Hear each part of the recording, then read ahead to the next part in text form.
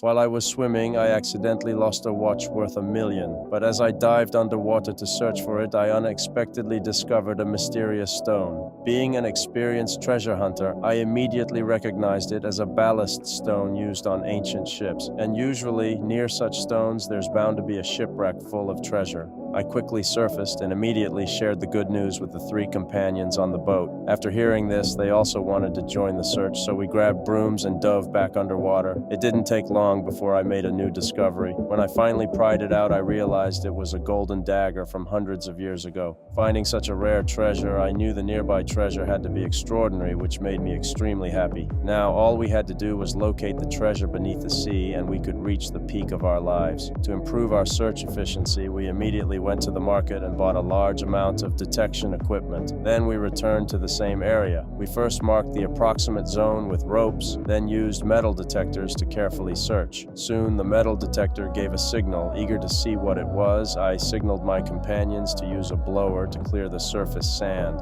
A thick iron chain came into view, making us realize there was something big buried underneath. I quickly told my companions to increase the blower's power. As the sand was blown to the sides, the object underneath gradually emerged. Buried below was a cannon from hundreds of years ago. To lift the antique, we quickly tied ropes around both sides of the cannon, then inflated airbags. 2 of us lifted with all our strength, and the cannon slowly floated upward. Just as we were about to bring it onto the boat, a sudden alarm sounded from a distance. Coast Guard patrols were performing a routine check. We underwater felt tense, and we knew clearly that if we moved the cannon onto the boat, the treasure below would be exposed. To prevent this, I quickly signaled my companions to release some air, stabilizing the cannon in the water temporarily. But when my companion opened the airbag to release the air, the cannon immediately sank toward the seabed and his arm got tangled in the rope, pulling him down with it. When the cannon hit the bottom, it landed squarely on his arm. To make things worse, our oxygen supply was running critically low.